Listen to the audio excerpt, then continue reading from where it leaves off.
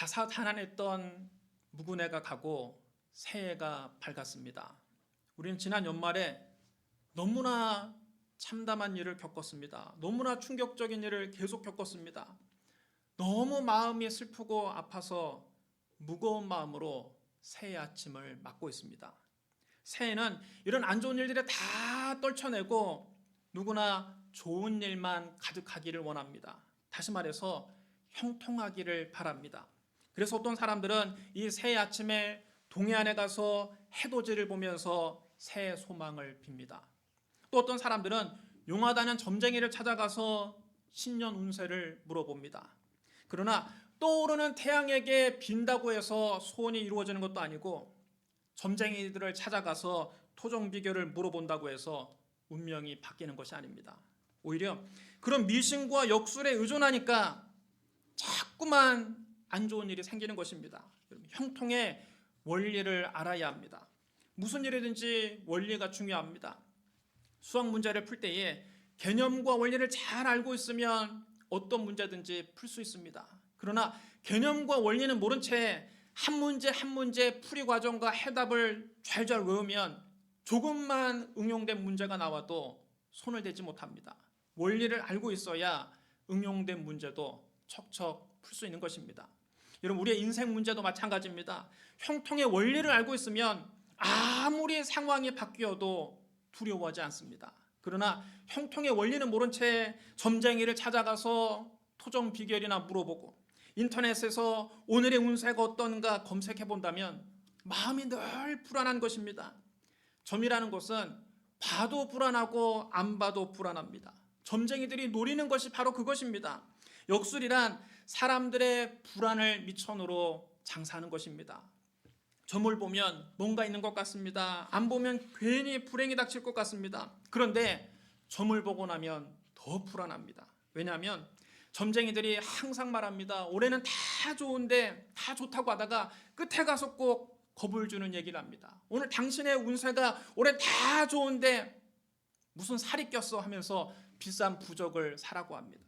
올해 형통할 것이냐 형통하지 못할 것이냐는 점쟁이들의 점괘에 달린 것이 아닙니다. 우리의 운명은 우주와 만물을 주관하시는 하나님께 달려있는 것입니다. 우리가 하나님께서 가르쳐 주신 형통의 원리를 따라 살면 형통하게 되는 것이고 하나님께서 말씀하신 형통의 원리에서 벗어나면 형통하지 못하는 것입니다. 하나님은 우리에게 형통하는 원리를 가르쳐 주셨습니다. 이스라엘을 애굽에서 인도해내고 40년 동안 광야 생활을 이끌었던 모세가 죽었습니다. 그리고 모세의 보좌관이었던 여호수아가 이스라엘의 새로운 지도자가 되었습니다. 여호수아는 지도자로서 새로운 인생을 시작했습니다. 그는 지난 40년 동안 모세의 보좌관으로 모세를 보좌하면서 살았는데 이제는 자신이 지도자가 돼서 이스라엘 자손들을 이끌고 요단강을 건너 가나안 땅에 들어가야 합니다. 그는 새로운 희망에 가슴이 부풀었습니다. 그리고 앞으로 벌어질 일이 기대가 됐습니다. 그러나 한편으로는 마음이 불안하고 두렵기도 했습니다. 가나안 땅에는 헷 족속, 기르가스 족속, 아모리 족속, 가나안 족속, 브리스 족속, 히위 족속, 여부스 족속이 살고 있습니다. 이스라엘 백성이 가나안 땅을 차지하기 위해서는 이 7 족속과 반드시 싸워야만 합니다. 여호수아는 젊은 시절 그 땅을 정탐해서 그 땅의 거민들을 잘 알고 있습니다. 그들은 네피림의 후손 아낙자손 대장부들로서 신장이 크고 기골이 장대한 자들입니다. 그들과 전쟁해서 그들을 그 땅에서 다 몰아내고 그 땅을 차지한다는 것은 결코 쉬운 일이 아닙니다. 모든 것이 불확실합니다. 앞날이 걱정입니다. 여호수아의 처지가 오늘 우리의 처지와 같습니다. 우리는 미래에 대해서 한편으로는 새로운 희망에 가슴이 설레고 기대가 되기도 하지만 한편으로는 불안하고 두렵기도 합니다. 하나님께서 여호수아의 이런 마음을 잘 아시고 우리의 이런 마음을 잘 아시고 그에게 이스라엘 자손을 성공적으로 가나안 땅으로 이끌 수 있는 형통의 원리를 가르쳐 주셨습니다. 그것이 오늘 우리가 읽은 본문입니다. 우리도 하나님이 가르쳐 주신 형통의 원리를 깨달아서 새해 형통한 삶을 살고자 합니다. 첫째로 우리가 형통한 인생을 살기 위해서는 하나님께서 주신 꿈을 가지고 살아야 합니다. 막연한 꿈이 아닙니다. 분명한 꿈이 마음속에 있어야 합니다. 하나님은 여호수아가 정복해야 될 땅이 어디서부터 어디까지인지 구체적으로 말씀해 주셨습니다. 여호와의 종 모세가 죽은 후에 여호와께서 모세의 수종자 눈의 아들 여호수아에게 말씀하여 이르시되 내 종 모세가 죽었으니 이제 너는 이 모든 백성과 더불어 일어나 이 요단을 건너 내가 곧 이스라엘 자손에게 주는 그 땅으로 가라. 내가 모세에게 말한 바와 같이 너희 발바닥으로 밟는 곳은 모두 내가 너희에게 주었노니 곧 광야와 이 레바논에서부터 큰 강 유브라데 강까지 해쪽 속의 온 땅과 또 해지는 쪽 태에까지 너희 영토가 되리라. 하나님은 여호수아에게 정복해야 될 땅에 대한 분명한 목표, 분명한 꿈을 주셨습니다. 약속의 땅은 남쪽으로는 아라비아 사막과 경계하고 북쪽으로는 레바논 산맥에 이르고 동쪽으로는 유브라데 강에서부터 서쪽으로는 지중해 해안까지 이르는 지역입니다. 이 땅은 일찍이 하나님이 그들의 조상 아브라함에게 주시겠다고 약속하신 땅입니다. 창세기 15장 18절로 21절에 이렇게 기록되어 있습니다. 그날에 여호와께서 아브라함과 더불어 언약을 세워 이르시되 내가 이 땅을 애굽 강에서부터 그 큰 강 유브라데 강까지 네 자손에게 주노니 곧 겐 족속과 그니스 족속과 감몬 족속과 헷 족속과 브리스 족속과 르바 족속과 아모리 족속과 가나안 족속과 기르가스 족속과 여부스 족속의 땅이니라. 하나님께서 여호수아에게 이 약속을 재확인시켜 주신 것입니다. 가나안 정복을 눈앞에 두고 여호수아는 이제 이 목표만 향해서 나아가면 됩니다. 그 외의 땅에 대해서는 이제 더 이상 생각하지 않아도 됩니다. 이 목표에만 집중하면 되는 것입니다. 이처럼 분명한 목표, 분명한 꿈이 있어야 합니다. 꿈이 우리의 삶의 방향을 결정해 줍니다. 꿈이 없으면 방향 감각을 상실하고 방황하게 되어 있습니다. 잠언 29장 18절이 이렇게 기록되어 있습니다. 묵시가 없으면 백성이 방자에 행하거니와 율법을 지키는 자는 복이 있느니라. 여러분 따라 주랍니다. 묵시가 없으면 백성이 방자에 행하거니와. 다시 말하면 꿈이 없으면 백성이 방자에 행한다는 것입니다. 여러분 오늘날 청소년들이 방황하는 이유가 무엇입니까? 그들에게 분명한 꿈이 없기 때문입니다. 우리 자녀들이 입시교육에 치여서 그만 꿈을 다 잃어버렸습니다. 자기의 꿈이 없습니다.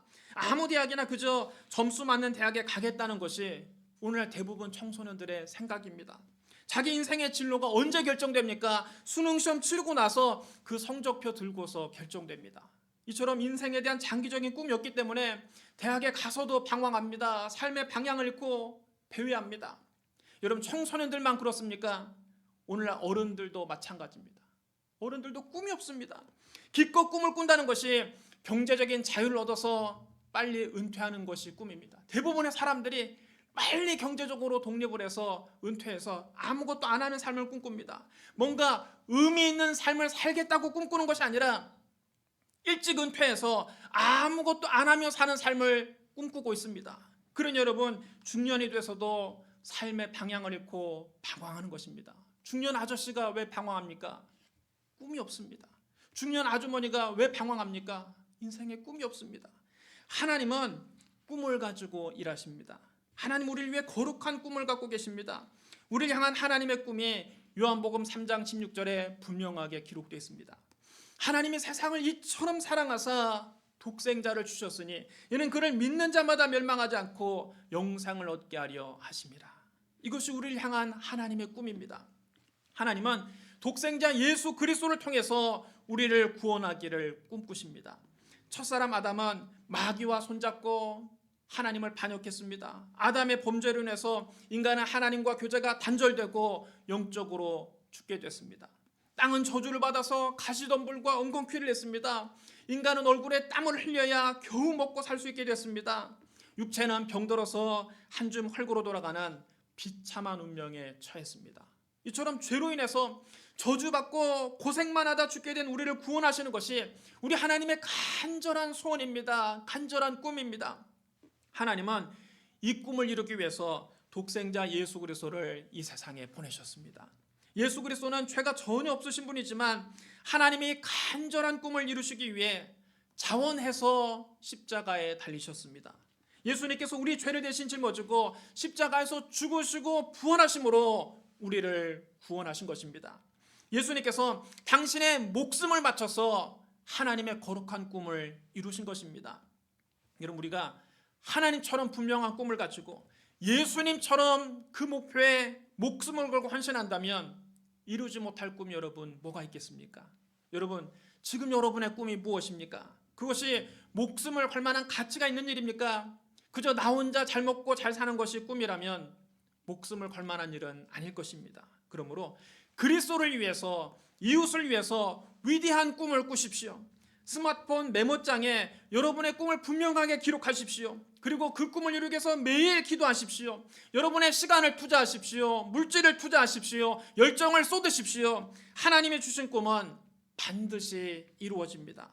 새해는 방황하는 인생이 아니라, 배회하는 인생이 아니라 하나님이 주신 꿈을 향해 달려가는 한 해가 되시기를 주님의 이름으로 축복합니다. 둘째로, 우리가 형통한 인생을 살기 위해서는 하나님의 말씀을 따라서 살아야 합니다. 여호수아 1장 8절에서 하나님 말씀하셨습니다. 이 율법책을 네 입에서 떠나지 말게 하며 주야로 그것을 묵상하여 그 안에 기록된 대로 다 지켜 행하라. 그리하면 네 길이 평탄하게 될 것이며 네가 형통하리라. 여러분, 따르셔야 합니다. 이 율법책을 네 입에서 떠나지 말게 하라. 여러분, 우리가 하나님 뜻대로 살기 위해서는 반드시 성경을 읽어야 합니다. 성경을 읽지 않고 하나님 뜻을 알 수 없습니다. 왜냐하면 하나님의 뜻은 성경에 기록되어 있기 때문입니다. 그래서 하나님 우리에게 말씀하십니다. 이 율법책을 네 입에서 떠나지 말게 하며 주야로 그것을 묵상하라. 말씀은 영의 양식입니다. 육신의 양식을 먹지 않으면 우리 육신이 점점 말라가고 쇠약해집니다. 마찬가지로 영의 양식인 말씀을 먹지 않을 때 우리 영혼은 야위어가고 병들게 되고 쇠약해집니다. 그러므로 우리는 매일 성경을 읽어야 합니다. 새해 여러분, 매일 성경을 읽으십시오. 안중근 의사는 말했습니다. 하루라도 책을 읽지 않으면 입안에 가시가 돋는다. 우리 그리스도인들은 하루라도 성경을 읽지 않으면 입안에 가시가 돋는 사람이 되어야 됩니다. 성경 읽지 않고 잠드는 날이 있어서는 안 됩니다. 반드시 아침에 일어나서 성경을 읽고 하루를 시작하시기를 주님의 이름으로 축복합니다. 그 다음 해야 할 일은 그 안에 기록된 대로 다 지켜 행해야 합니다. 여러분, 따르셔야 합니다. 그 안에 기록된 대로 다 지켜 행하라. 중요한 것은 실천입니다. 말씀을 읽고 공부하는 데 그치지 말고 말씀을 읽은 대로, 그 기록된 말씀대로, 우리가 말씀에서 배운 대로 살아야 합니다. 이렇게 말씀대로 살 때 우리에게 주어지는 축복이 무엇입니까? 하나님은 약속하셨습니다. 네 길이 평탄하게 될 것이며 네가 형통하리라. 여러분, 따르셔야 합니다. 네 길이 평탄하게 될 것이며 네가 형통하리라. 여러분, 우리가 말씀을 읽고 말씀을 묵상하고 그 말씀대로 살 때 평탄하고 형통한 인생을 살 수 있습니다. 구원받는 데는 조건이 없습니다. 구원은 믿음으로 거저없는 선물입니다. 예수 그리스도를 믿기만 하면 누구든지 값 없이 구원을 받습니다. 그러나 복을 받는 데는 분명한 조건이 있습니다. 하나님께서 주시는 복은 우리가 말씀대로 살 때만 받을 수 있는 것입니다. 신명기 7장 12절에 이렇게 기록되어 있습니다. 너희가 이 모든 법도를 듣고 지켜 행하면 네 하나님 여호와께서 네 조상들에게 맹세하신 언약을 지켜 너에게 인애를 베푸실 것이라. 신명기 18장 1절 6절에도 이렇게 기록되어 있습니다. 네가 네 하나님 여호와의 말씀을 삼가 듣고 내가 오늘 너에게 명령하는 그 모든 명령을 지켜 행하면 네 하나님 여호와께서 너를 세계 모든 민족 위에 뛰어나게 하실 것이라. 네가 네 하나님 여호와의 말씀을 청종하면 이 모든 복이 너에게 임하며 너에게 이르리니 성읍에서도 복을 받고 들에서도 복을 받을 것이며 네 몸의 자녀와 네 토지의 소산과 네 짐승의 새끼와 소와 양의 새끼가 복을 받을 것이며 네 광주리와 떡반죽 그릇이 복을 받을 것이며 네가 들어와도 복을 받고 나가도 복을 받을 것이니라. 여러분, 우리가 하나님 말씀대로 살 때 하나님께서 우리에게 복을 주셔서 머리가 되고 꼬리가 되지 않게 하며 위에만 있고 아래 내려가지 않게 하며 꾸어줄지라도 꾸지 않는 인생을 살게 해주시는 것입니다. 그러므로 새해는 말씀대로 사는 한 해가 되시기를 주님의 이름으로 축복합니다. 셋째로 우리가 형통한 인생을 살기 위해서는 강하고 담대해야 합니다. 하나님은 가나안 정복을 눈앞에 둔 여호수아에게 거듭 강하고 담대하라고 말씀하셨습니다.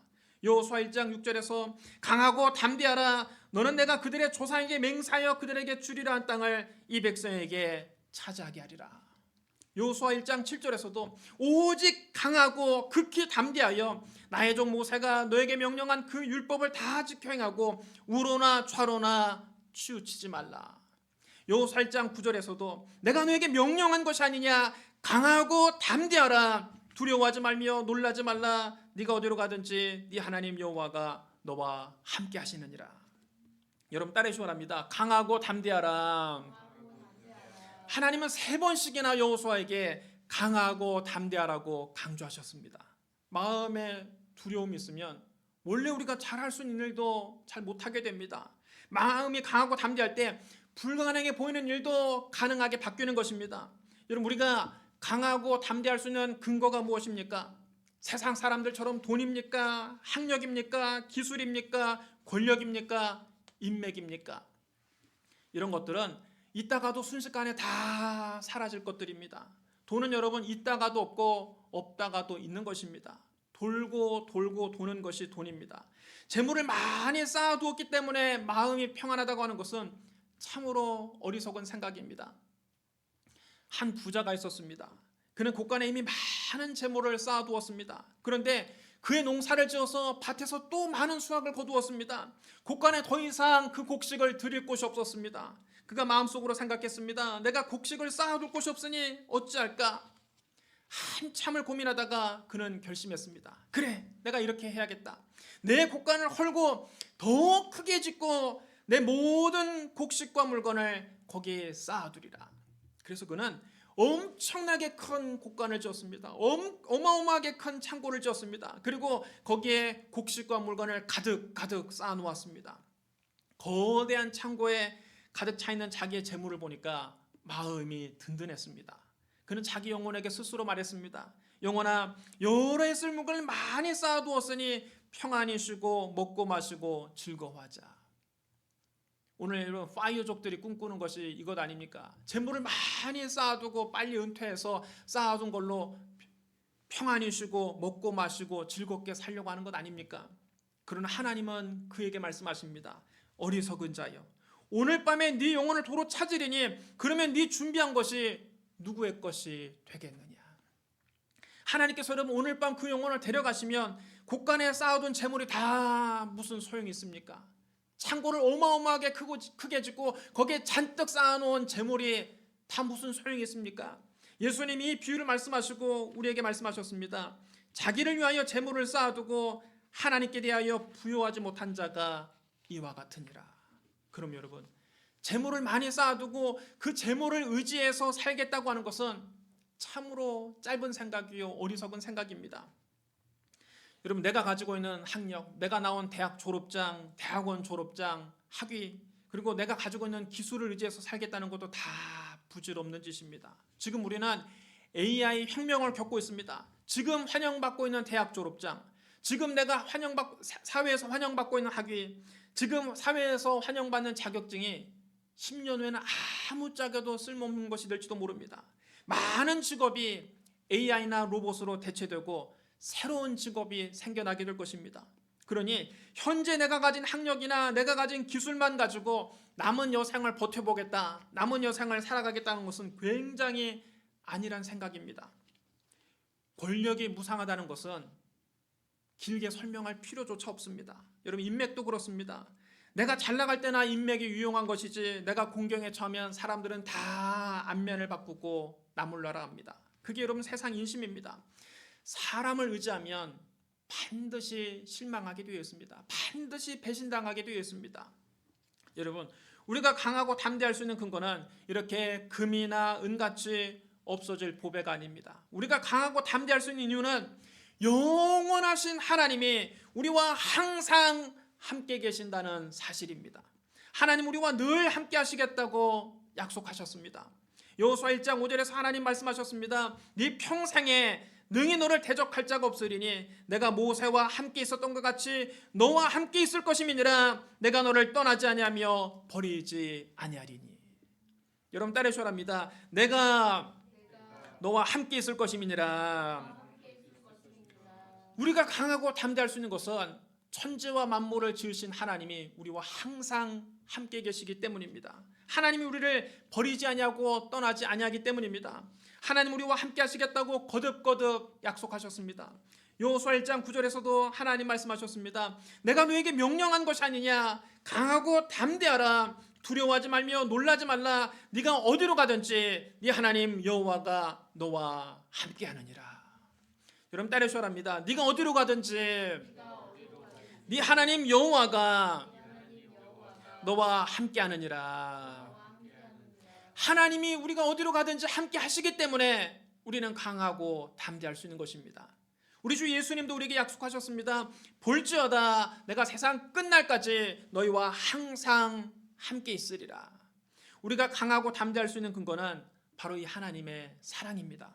그리스도가 우리를 사랑하셔서 그 목숨까지 버리기까지 우리를 사랑하셨습니다. 그 어떤 것도 이 어마어마한 사랑에서 결코 우리를 끊을 수 없습니다. 로마서 8장 35절로 39절에 이렇게 기록되어 있습니다. 누가 우리를 그리스도의 사랑에서 끊으리요? 환난이나 곤고나 박해나 기근이나 위험이냐 적신이냐 칼이냐. 기록된 바 우리가 종일 주를 위하여 죽임을 당하게 되며 도살할 양같이 여김을 받았나이다 함과 같으니라. 그러나 이 모든 일에 우리를 사랑하시는 이로 말미암아 우리가 넉넉히 이기느니라. 내가 확신하노니 사망이나 생명이나 천사들이나 권세자들이나 현재일이나 장래일이나 능력이나 높음이나 기쁨이나 다른 어떤 피조물이라도 우리를 우리 주 그리스도 예수 안에 있는 하나님의 사랑에서 끊을 수 없으리라. 여러분 따르시랍니다. 우리 주 예수 안에 있는 하나님의 사랑에서 끊을 수 없으리라. 하나님께서 우리와 함께 하시기 때문에, 그 어떤 것도 끊을 수 없는 하나님의 사랑이 있기 때문에 우리는 강하고 담대할 수 있습니다. 그러므로 하나님께서 여러분과 항상 함께 하신다는 사실을 믿고 새해에는 강하고 담대하시기를 주님의 이름으로 축복합니다. 사랑하는 성도 여러분, 하나님께서 우리에게 형통의 원리를 가르쳐 주셨습니다. 우리가 인생을 형통하게 살기 위해서는 하나님이 주신 꿈을 가지고 살아야 합니다. 하나님 말씀대로 살아야 합니다.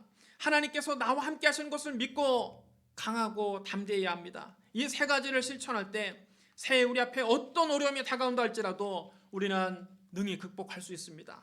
새해 여러분 모두 다 하나님의 은혜 가운데 평탄하고 형통하시기를 주님의 이름으로 축복합니다. 우리 기도하겠습니다. 사랑과 은혜가 풍성하신 하나님 아버지, 우리에게 새 아침을 주시니 감사합니다.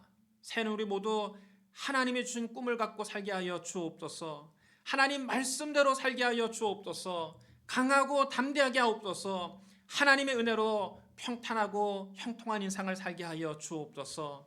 예수님 이름으로 감사하며 기도드리옵나이다. 아멘.